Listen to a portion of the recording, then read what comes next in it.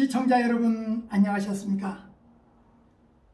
주님과 함께 5분 묵상의 시간을 갖겠습니다. 오늘은 시편 3편 말씀을 묵상합니다.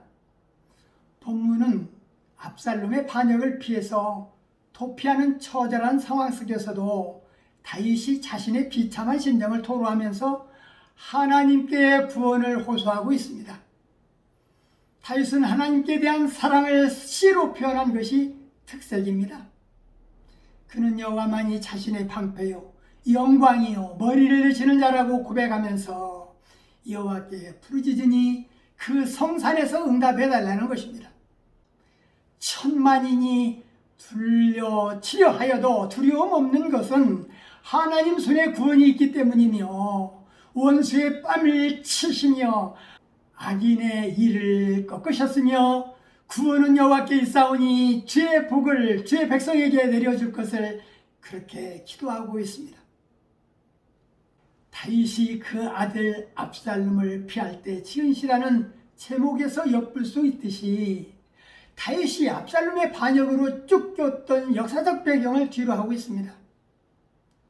하나님이 다윗을 버렸다라는 조조와 그날 밤에 닥친 암담한 위기, 기울어진 민심, 맨발로 울면서 감람산을 올랐던 다윗의 애절한 심경 등이 이 시의 기조를 이루고 있습니다.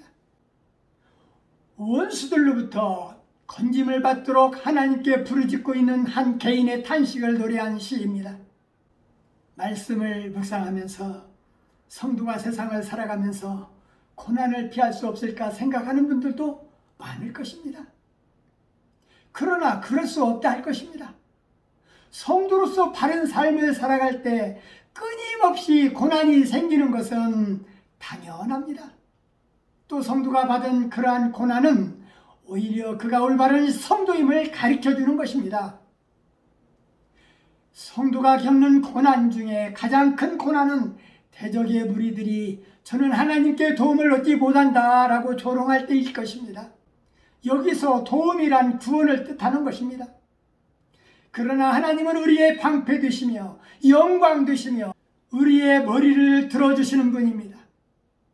우리가 고난 중에 하나님께 부르짖을 때에 하나님은 반드시 응답해 주실 것입니다.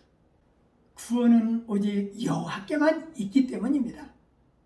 다윗은 이 시편을 쓸 때 자신을 추격하는 적의 군대로부터 쫓기고 있었습니다. 사무엘하 15장 10절에서 14절을 읽어보면 본문의 시를 배경이 나오는데 다윗은 자신의 위험 중에서도 어떻게 평안히 잠을 잘 수 있었는지 그 비결을 말하고 있습니다. 내가 누워 자고 깨었으니 여호와께서 나를 붙드심이로다. 천만인이 나를 에워싸 진친다 해도 나는 두려워하지 아니하리로다. 우리가 이 세상을 살면서 밤이 무섭다면 다윗의 이 기도를 기억해야 할 것입니다. 필요하다고 생각되면 이 기도문을 적어서 침상의 머리맡에 넣어두거나 혹은 방의 창문에 붙여두거나 마음속으로 조용히 암송하면서 잠을 청해보는 것입니다. 모든 삶의 걱정과 염려가 밤을 틈타 우리를 공격하려 할지라도 하나님께서 우리를 든든히 지켜주신다라는 사실을 기억해야 할 것입니다. 옛적에 하나님께서 대적들의 모든 창칼로부터 다윗을 평안히 지켜주셨던 것처럼 지켜주실 것입니다.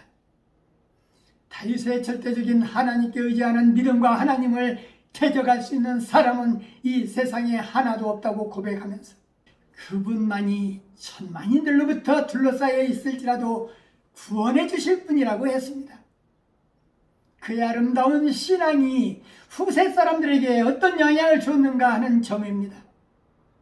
예수님과 선지자들도 종종 다윗이 하나님의 사랑을 비유로 말씀하신 것을 보면 하늘나라 성도들의 모델이 되는 다윗을 존경하지 않을 수 없습니다. 구원자 하나님은 방패 되어주시고 원수를 꺾으시고 이 세상에서 구원자 하나님을 대적할 자 없기 때문입니다. 오늘 말씀 여기까지입니다. 시청해 주셔서 대단히 감사합니다. 함께 기도하는 시간을 갖겠습니다. 사랑의 주님, 오늘 말씀을 묵상하면서 나그네 인생길에서 두렵고 어려운 일이 닥친 일이 있다 할지라도 다윗을 보호하신 능력의 손길로 우리를 지켜주실 줄 믿고 감사드립니다.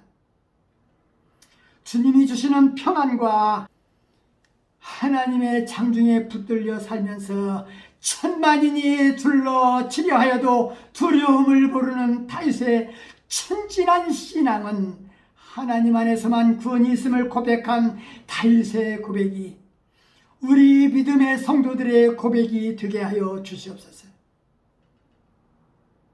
예수님 이름으로 간절히 기도하옵나이다. 아멘.